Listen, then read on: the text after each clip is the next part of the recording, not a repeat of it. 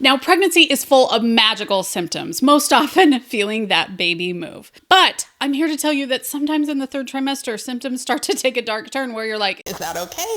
This seems really unnatural. Today, I'm going to go through what's normal, what you should see your provider for, and we're going to talk about some of those symptoms you might be feeling in your third trimester. And if you're wondering when the third trimester starts, it usually starts between 27 and 28 weeks.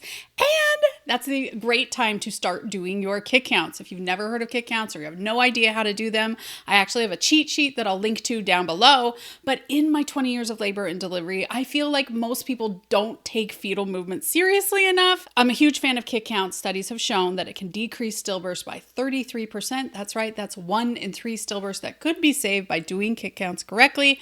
Again, grab that cheat sheet down below if you're like, I have no idea what you're talking about, because I totally get that. The first symptom we hear a lot of is having to pee all the time. If that's you, tell us down in the comments. But as baby's head descends into the birth canal, which just happens from them growing, gravity, Mother Nature, they just start to push more on your bladder, which is right here in front of your uterus. So as that head pushes on there, your bladder just doesn't have as much room to expand and you have to pee more frequently. It is not fun. And I got to tell you, a lot of people dread the catheter, but when I put it in after the epidural, they're like, Hillary, I have never felt more satisfaction from a tube because I do not have to get up to the restroom. Something to maybe look forward to with labor. It's not very fun. Now, if it's happening frequently, it comes with any burning or you pee and like nothing comes out, you definitely need to talk with your provider. Urinary tract infections are more common during pregnancy. And so you want to make sure that that isn't the issue because those can actually cause preterm labor and we don't need any of that. So peeing frequently can be normal, but if it comes with other symptoms, talk with your provider for sure. Or if it all of a sudden gets worse, I would still talk with your provider. Just a urine test is super easy. They can do it in the office and then you just know if it's normal or if something's wrong. I should also say that sometimes UTI type symptoms can also show up with like a yeast infection or a bacterial infection. So again, mention it to your provider beyond just the urine dip test. The next one is swelling. Now, I live in Phoenix, which means that like all of my patients in the summer were super swollen. Back in the day, we used to use swelling as an indicator of possible preeclampsia. However, most people have some swelling, and so they've sort of taken that off of a symptom of preeclampsia. That being said, if you wake up and all of a sudden notice you have swelling, especially like on your face, it is something I would mention to your provider because it can show preeclampsia, but just because you're swollen doesn't mean that you have preeclampsia. And something that can help with swelling, especially if you're on your feet a lot at work, like a nurse, is compression socks. I actually have a whole video on the third trimester needs, and I go into compression socks on that video. I think they are an unsung hero of pregnancy, so I'm going to link that video down below for you. The next one is back pain. And guys, this is miserable. Making dinner the further I was into pregnancy just felt like torture. As you can imagine, as your uterus starts to pop out, this pelvis has to sort of compensate for that change in gravity. And as it does that, it can pull your back into all sorts of funny ways, which can cause the back pain. Now, back pain can also be caused by preterm labor or urinary tract infections. So if you are having back pain, I would mention it to your provider. They might have stretches that they can recommend. A lot of pregnancy back pain is caused by your pelvis. And sometimes, these legs that come off these pelvis are compensating for that and then also pulling on your back muscles because your whole body is knit together. Sometimes I forget that maybe my knee pain could be caused by something in my pelvis and your back pain could be caused by your pelvis or even your glutes. So it's definitely worth mentioning to your provider. Again, can be very normal or can be a problem. So talk with your provider. And with all of these symptoms, if all of a sudden they are getting way worse, that is worth a call to your provider because that could be a urinary tract infection or possibly even a kidney infection that you want to get checked out. If it's something that's slowly progressed, usually we think that's probably from musculature or something like that. The next one is heartburn. And as this baby pushes up on your stomach, your esophagus starts to get some stomach acid into it, and it can all be very normal. Now, a lot of you are taking Tums. I think I heard that you were only supposed to take 6 Tums a day. I guess that's what it says on the bottle, so check with your provider. There are medications that we can give you beyond Tums.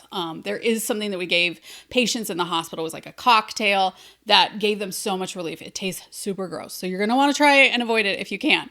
But there are things that we can give you to help with the heartburn, so mention it to your provider and see what they recommend. recommend for you. Again, it can be very normal, but if it extends into like chest pain, because you actually can have a heart attack during pregnancy, if you're feeling like a lot of pressure on your chest, or it suddenly comes on and feels a little bit different, that might be a reason to call 911 or go into your nearest emergency room. The next one is Braxton Hicks, which means contractions your uterus is doing that really are not doing much to your cervix. Now, it is very normal to have Braxton Hicks throughout your pregnancy, even starting, at 20 weeks when you can really feel your uterus.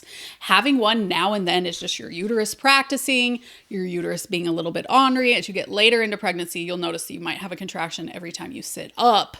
And that is usually just your muscles around the uterus like, hey, girl, you're killing us here. And we know it. We're all dying together, right? Muscles. So Braxton Hicks can be very normal. And the crazy thing is that Braxton Hicks can extend into actual labor. You definitely want to be watching for symptoms of preterm labor. Usually your provider will have a number of contractions that it is okay to have in an hour. And if you get above that number, that you should call them. But especially once you've hit the point where you're past preterm labor, I try and ignore those Braxton Hicks contractions as much as I can because it's just useless energy that I don't need to stress out about. But remember, this uterus's job, number one, is to contract. It is a muscle. Its job is to get things out of it. Well, to grow the baby, but then ultimately get it out because nobody needs that baby inside forever. And if you're thinking, Hillary, I am loving all of these tips. These are things I didn't know about. They aren't things that my provider talks about or I've heard about or understood online. I totally get that. And I have so many videos here on YouTube. I would love it if you subscribe. But if you're looking to get all the tips kind of in one spot, come join me in the online prenatal class for couples. It was made to save you and your partner some time from watching all of these different videos. You can get it done, in less than 3 hours with no ads and just hit all the videos. There's text, there's questions, there's quizzes, so we can really get you guys prepared for your upcoming birth. If you're interested in doing it all in one place, I'm going to put the link for that class down below. Okay, along with heartburn, as these feet shove your stomach up, it is also shoving your innards into your diaphragm, and it is giving you less space for your lungs to expand. Now, your body does an amazing thing where it expands your rib cage in order to give you the oxygen that you need. Isn't that amazing? It does it without you even thinking, and thank goodness, because we need our oxygen. However, it can cause some shortness of breath, especially if you're doing things with exertion. Climbing stairs, cleaning your bathtub, that can cause shortness of breath. However, if you are at rest and you are still finding that you're short of breath, not like right after you sit down, after you climb those stairs, but if like all of a sudden you're at rest and you get some shortness of breath, that's something to either call 911, go to the emergency room, or call your provider if it seems pretty mild.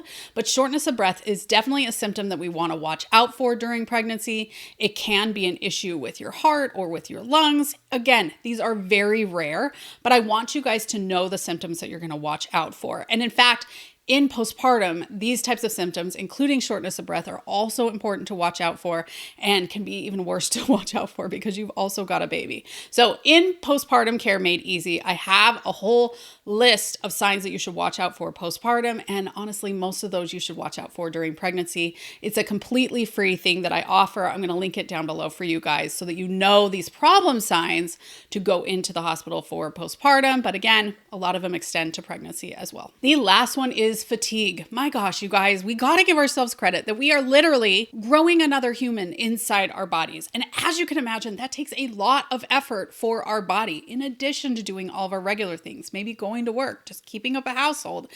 Gosh, we are tired and it is very normal. So make sure that you're prioritizing rest both at night, but a nap during the day, even when you come home, can be really helpful and important as you grow this little human. So many of us shame ourselves that they're like, oh my gosh, I need a nap after work. What am I, in kindergarten?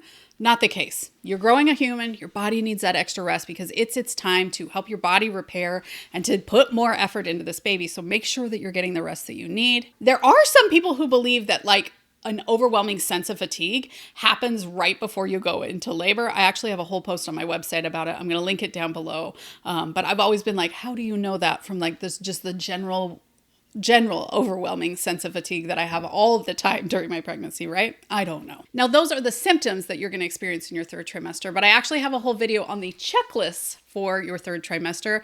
That is a great companion for this video, and I think you'll love it too.